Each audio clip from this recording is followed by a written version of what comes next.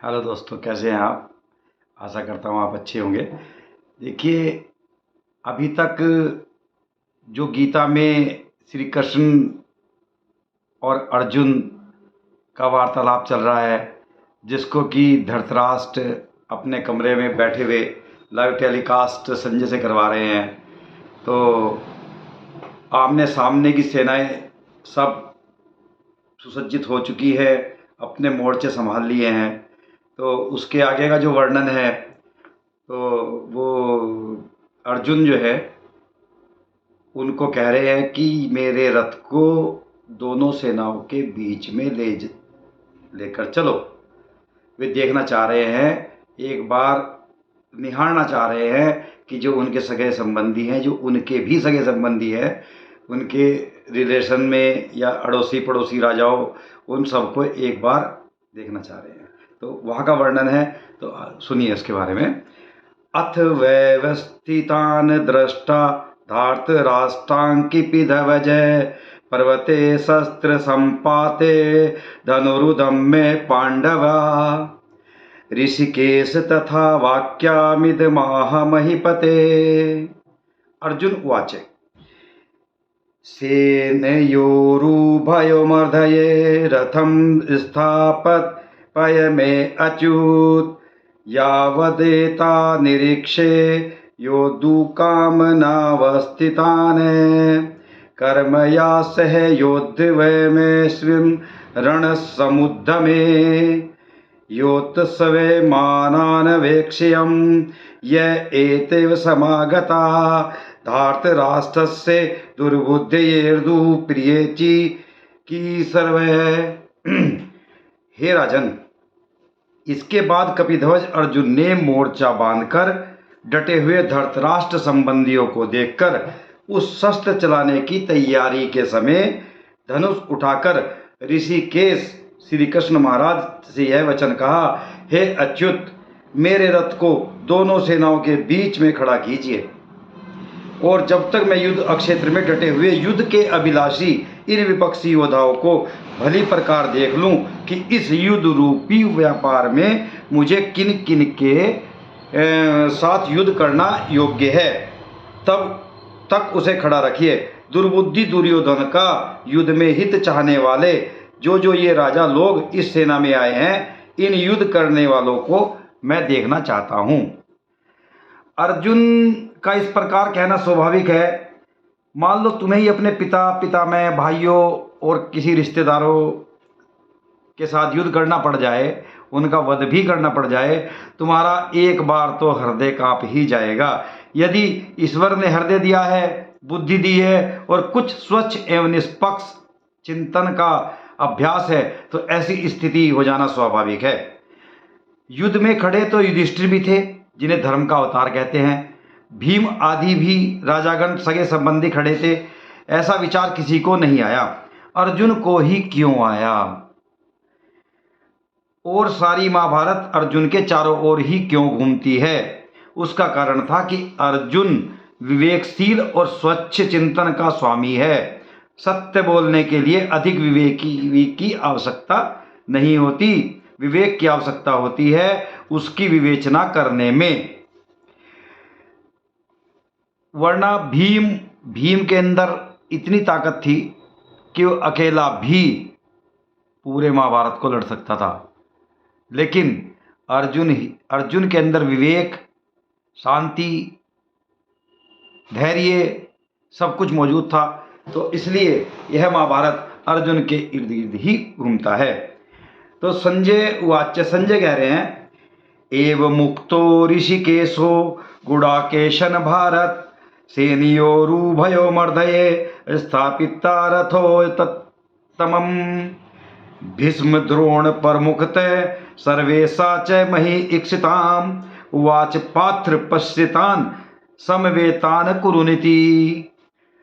तत्पश्चात् स्थितान् पार्थ पितृनत पितामहान् आचार्यान् मातुलान् भारतन् पुत्रान् पौत्रं सखियस्तथा श्रीरान् सुहृदश्च सेनयोरुभयोरपि।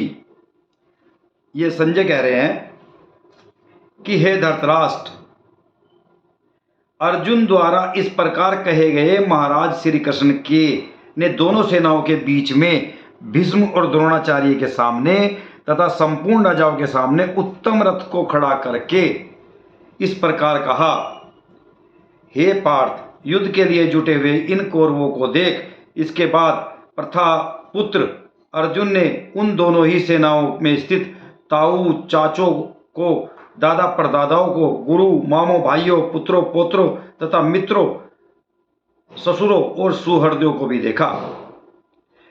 अर्जुन उवाच, तात समीक्ष्य च कौन्तेये सर्वान् बन्धूनव स्थितान् कर्पया पर्याविष्टो विसिद नित्यमविवित्रे दृष्टेन स्वजनं कृष्ण युयुत्समु समुपस्थितं सिदन्ति मम गात्राणि मुखं न परिशुष्यति।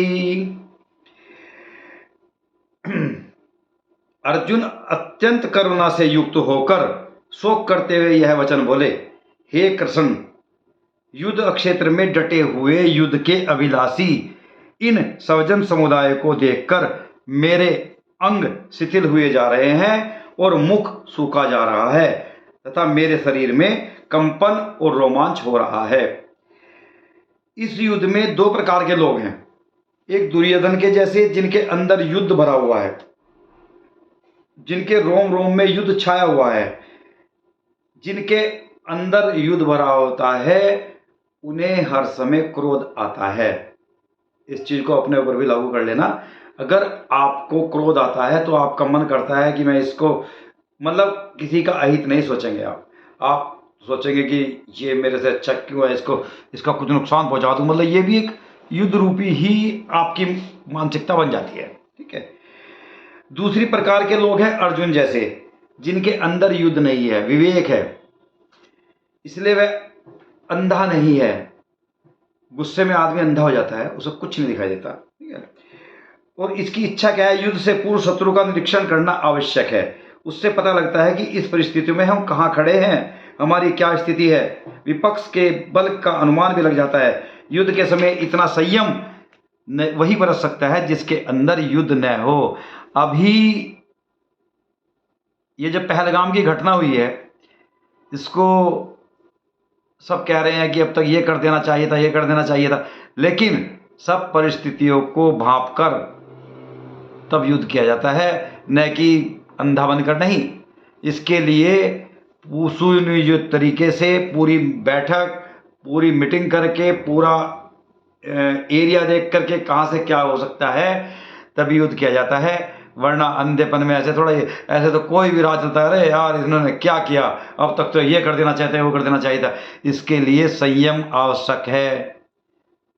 संयम बहुत जरूरी चीज है।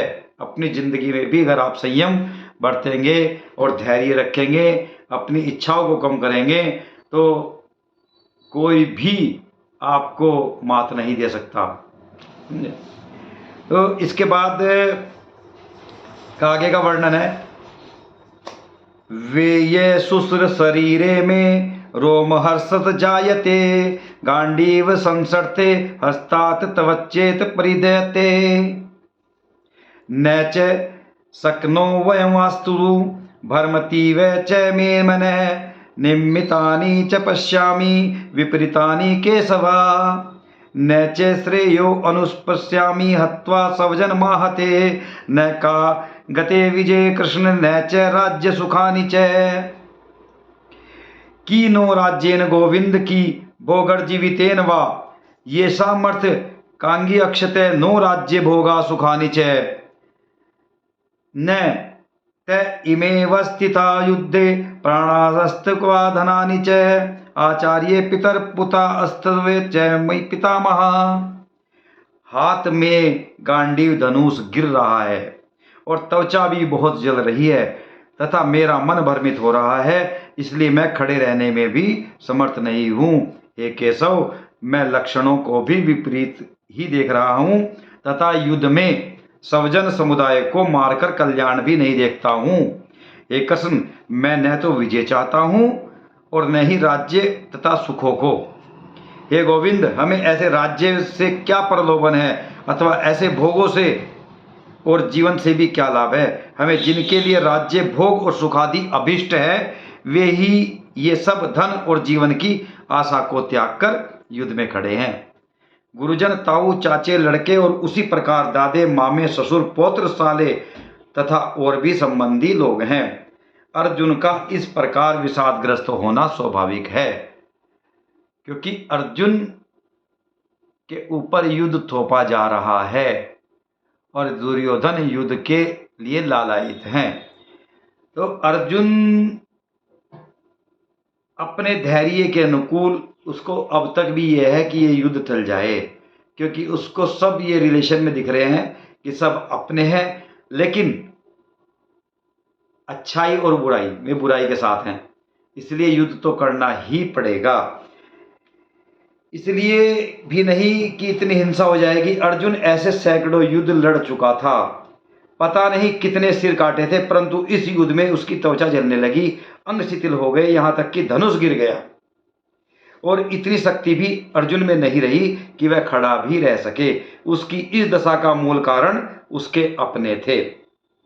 वे सवजन जिन्होंने उसे बाण विद्या की शिक्षा दी उनके गुरु थे, कुल गुरु थे। विपक्ष में वे लोग खड़े थे जिन्होंने उसे गोद में खिलाया था, और जिन्हें उसने अपनी गोद में खिलाया था उसके मित्र, सुहृदय, सगे संबंधी थे। उनको देखकर सब मोहग्रस्त हो गया, ममता से भर गया कि क्या मुझे इनके साथ युद्ध करना पड़ेगा। जिन्होंने सदा मेरा शुभ चाहा और जिनका मैं शुभचिंतक रहा हूं, यह मोह उनके निर्वीर्य करने के लिए मुख्य कारण है। ममता मेरे से उत्पन्न होती है और जीवन की आशा त्याग युद्ध में खड़े यह सब अर्जुन के सपने थे। ऐसा भी इसलिए हो पाया क्योंकि अर्जुन के अंदर युद्ध नहीं है, युद्ध तो उस पर विपक्ष द्वारा थोपा जा रहा है। यही कारण है कि अर्जुन यह सब देख पाया।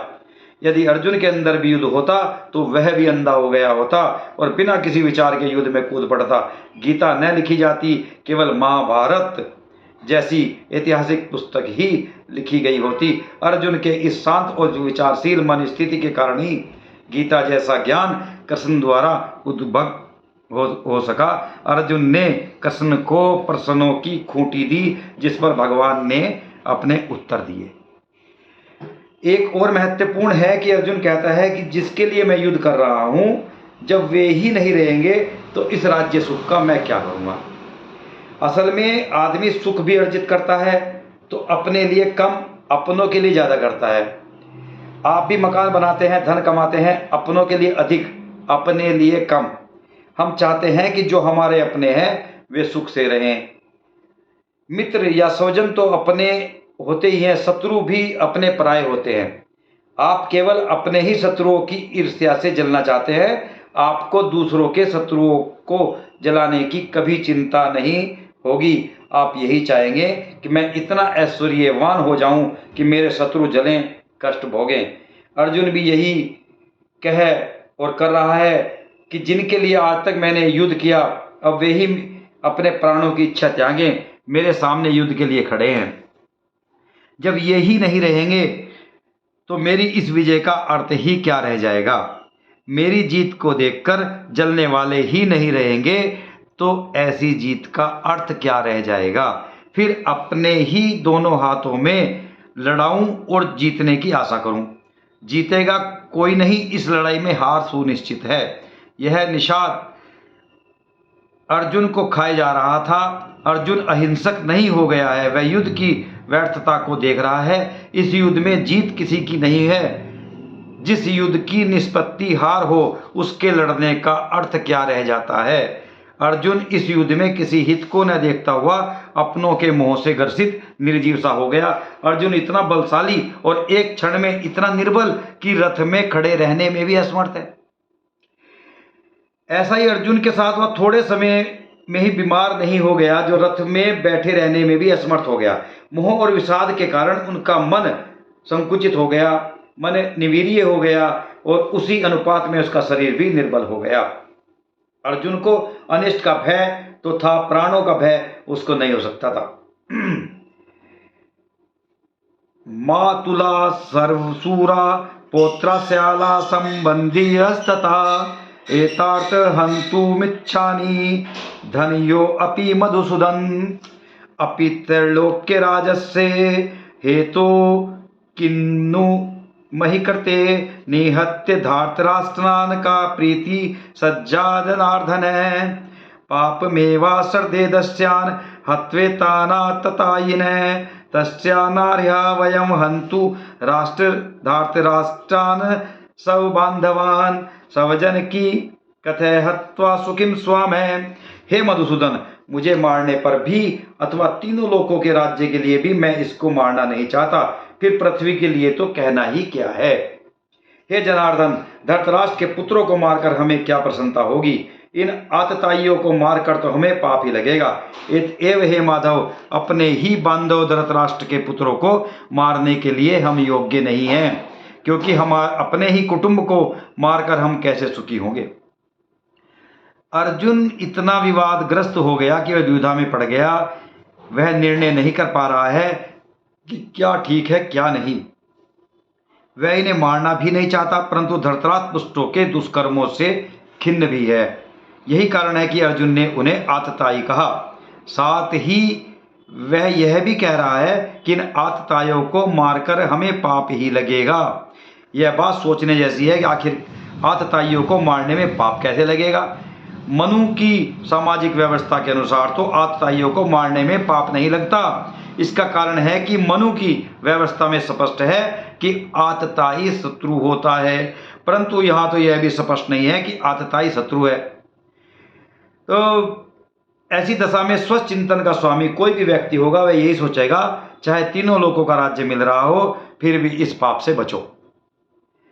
देखिए, गीता एक ऐसा ग्रंथ है जिसको पढ़ने से बहुत ज्ञान मिलता है, मन को शांति मिलती है और अच्छे बुराई का फर्क पता लगता है। इसके अध्ययन से हमें सामाजिक न्याय, सुरक्षा और कब तक अन्याय सहन करना है, अन्याय करने वाले से अन्याय सहन करने वाले का भी उतना ही दोष होता है। अगर कोई हमसे अन्याय कर रहा है और हम उसको चुपचाप सहन कर रहे हैं, तो हम भी उतने ही दोषी हैं जितना अन्याय करने वाला। अन्याय के खिलाफ आवाज़ उठाना जरूरी है।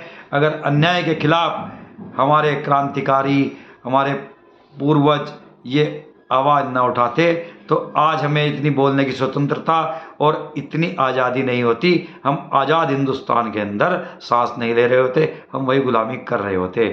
तो आपको मेरी वीडियो कैसी लग रही है ये आप ज़रूर बताना। और आपने अगर मेरा चैनल एबी दुनिया, अमरीश भारद्वाज दुनिया, अगर अभी तक सब्सक्राइब नहीं किया है तो प्लीज़ इसको सब्सक्राइब कर लें, ताकि मैं आपको और भी इससे अच्छी जानकारी देता रहूं और आपको घर बैठे ये गीता का ज्ञान भी आपको मिलता रहे।